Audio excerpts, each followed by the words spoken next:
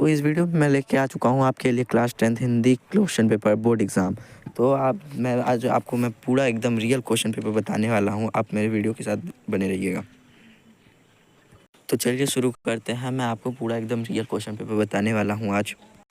तो आपको मैं बता रहा हूँ, जैसा कि आप लोग देख सकते हैं, 1 नंबर का आपको 6 प्रश्न आएगा। चाहे पहला आएगा, आपको सही विकल्प चुनकर लिखिए।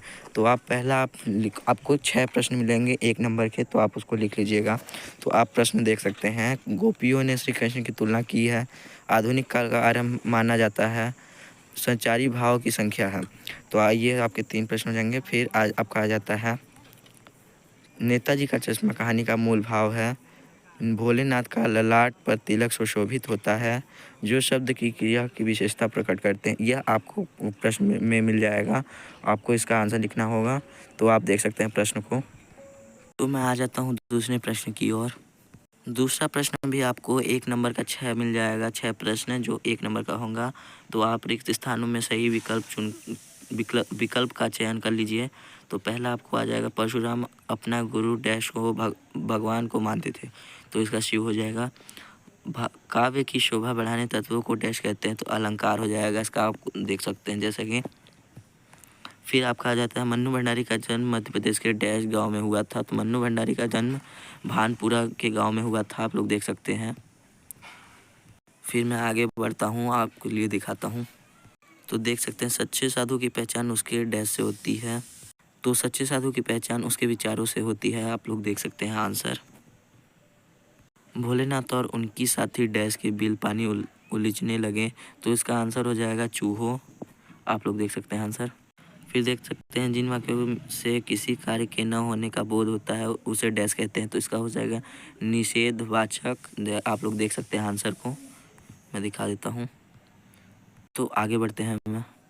तो हम आ जाते हैं फिर तीसरे प्रश्न की ओर। सही जोड़ी बनाकर लिखे। तो मैंने आंसर इसका बता दिया है। उत्साह कविता का हो जाएगा सूर्यकांत त्रिपाठी निराला। कामयानी का हो जाएगा महाकाव्य। कैप्टन चश्मे का हो जाएगा आपका, जैसे कि चश्मे वाला प्रतिमा पर चश्मा। जो कम बोलता हो मितभाषी माता का आंचल। आपका हो जाएगा शिव पूजन सहाने।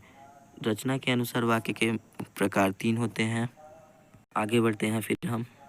तो इसके बाद आ जाता है, एक शब्द वाक्य में उत्तर दीजिए। तो आपको मिल जाता है, विभाग के भेदों के नाम लिखिए। तो इसका आंसर हो जाए आलंबन, उपदीपन।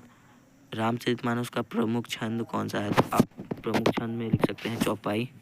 फिर आपका हो जाएगा, हिंदी गद्य की सर्वाधिक लोकप्रिय विधा कौन सी है? तो आपका कहानी इसका आंसर हो जाएगा।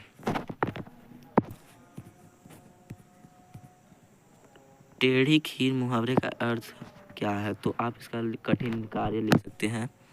रस के अंगों के नाम लिखिए। तो रस के अंग मैं अभी बता रहा हूँ आपको। स्थाई भाव, विभाग, अनुभाव, सचारी भाव, यह रस के भाव हो जाएंगे। माँ ने भोलेनाथ के घाव पर क्या लगाया? पीसी हुई हल्दी लगाई है उसके घाव पर। आप देख सकते हैं। फिर दूसरे प्रश्न, 5वें प्रश्न में सत्य असत्य का चयन कर लीजिएगा। उद्धव का संदेश गोपियों का जुड़े। तो आपको पहला और 5वां 6वां आपका गलत हो जाएगा। बाकी आपको तीसरा चौथा से 5वां सही रहे। दूसरा तीसरा चौथा सही है। प्रश्न आप देख लीजिएगा। फिर देखते हैं 6वां प्रश्न, रीतिकाल को श्रृंगार काल क्यों कहा है? लिखिए। एक नई कविता की कोई भी 2 विशेषता लिखा है। आप कोई एक लिख सकते हैं, अथवा में दिया हुआ है। फिर तुलसीदास अथवा नागार्जुन की काव्य की निम्नलिखित बिंदु के आधार पर लिखिए। 2 रचनाएं भाव पक्ष। आप लिख सकते हैं इसका आंसर। इसमें अथवा नहीं दिया है तो आपको ये लिखना पड़ेगा। फिर हम आगे बढ़ते हैं। राम लक्ष्मण परशुराम के संवाद पाठ के आधार पर राम के स्वभाव की कोई 2 विशेषताएं लिखिए। अथवा गोपियों के अनुसार राजा का धर्म क्या है? लिखिए, होना चाहिए। तो आप इसमें अथवा है, अथवा में लिख सकते हैं कोई एक। फिर 9वां प्रश्न, लक्ष्मण ने वीर योद्धा की क्या विशेषता बताई है? कविता का शीर्षक उद्देश्य उत्साह क्यों रखा गया? आप इसमें भी अथवा है तो कोई एक कर सकते हैं। 10वां प्रश्न, महाकाव्य एक खंड काव्य में अंतर लिखिए। स्थायी भाव और संचारी भाव में 2 अंतर लिखिए।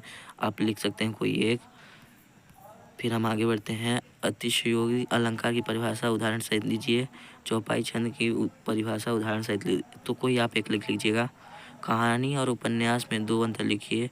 नाटक और एकांकी में 2 अंतर लिखिए। तो कोई आप एक लिख लीजिएगा अथवा में दिया हुआ है। फिर हम आगे बढ़ते हैं। स्वयं प्रकाश अथवा मन्नू भंडारी की साहित्य विशेषताएं निम्नलिखित बिंदुओं के आधार पर लिखिए। 2 रचनाएं, भाषा शैली, तो इसमें अथवा नहीं दिया हुआ है तो आपको ये लिखना पड़ेगा। तो आप क्वेश्चन देख लीजिएगा। 14वां, भगत की पुत्रवधू उन्हें अकेला क्यों नहीं छोड़ना चाहती थी? बिस्मिल्लाह खां को शहनाई की मंगल ध्वनि का नायक क्यों कहा गया है? सुधीर भागो से क्या अभिप्राय है? यह आप लिख सकते हैं। सेनानी न होते हुए भी चश्मे वाले को लोग कैप्टन क्यों कहते हैं? अथवा आपको मिल जाएगा। वास्तविक अर्थों में संस्कृत व्यक्ति कैसे कहा जा सकता है? अथवा में दिया हुआ है, आपको एक लिख लीजिएगा।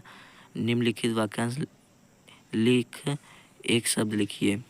निम्नलिखित वाक्यांश के लिए एक शब्द लिखिए। 2 भाषाएं बोलने वाला, तो आपको यह लिखना है जिसका, फिर आ जाएगा जिसका आकार न हो। अथवा आप मुहावरों का अर्थ भी लिख सकते हैं। 2 भाषाएं बोलने वाला, जिसका आकार न हो, खून पसीना एक करना, गागर में सागर भरना। फिर 17 प्रश्न में बच्चे माता पिता के प्रति अपने प्रेम को कैसे अभिव्यक्त करते हैं? लिखिए। गंगोत को मेहनत कश बादशाहों का शहर क्यों कहते हैं? कोई एक लिख लीजिएगा। फिर 18 प्रश्न में आपको गद्यांश का संदर्भ प्रसंग सहित भावार्थ लिखिए। आपको अथवा में दिया हुआ है, आप लिख लीजिएगा कोई एक। फिर 19 प्रश्न में भी गद्यांश की संदर्भ यही है। आपको 18 और 19 एक प्रश्न है, तो आपको जैसा 18 में लिखेंगे वैसे 19 में भी बना के लिख लीजिएगा आपको। फिर हम आ जाते हैं 20 में। मेरे जीवन का लक्ष्य विषय पर एक अनुच्छेद लिखिए। एक आदर्श विज्ञापन की कोई 3 विशेषताएं लिखिए। अथवा में दिया हुआ है, कोई आप एक लिख लीजिएगा। निम्नलिखित अपने काव्यांश को पढ़कर पूछे गए प्रश्नों के उत्तर लिखिए। आपको काव्यांश दिया हुआ है, इसमें पढ़कर आपको उत्तर देना है, तो यह आप कर सकते हैं। फिर हम आ जाते हैं, इसमें भी अथवा दिया हुआ है तो आप आगे कर सकते हैं। फिर 22 प्रश्न में विद्यालय के प्रचार को शाला शुल्क मुक्ति के ऊपर आवेदन पत्र लिख सकते हैं। अथवा अब परीक्षा में प्रथम स्थान प्राप्त करने अपने मित्र को बधाई पत्र दे सकते हैं। कोई आप एक लिख लीजिएगा। निम्नलिखित में से किसी एक विषय पर रूपरेखा सहित संदर्भ निबंध लिखिए।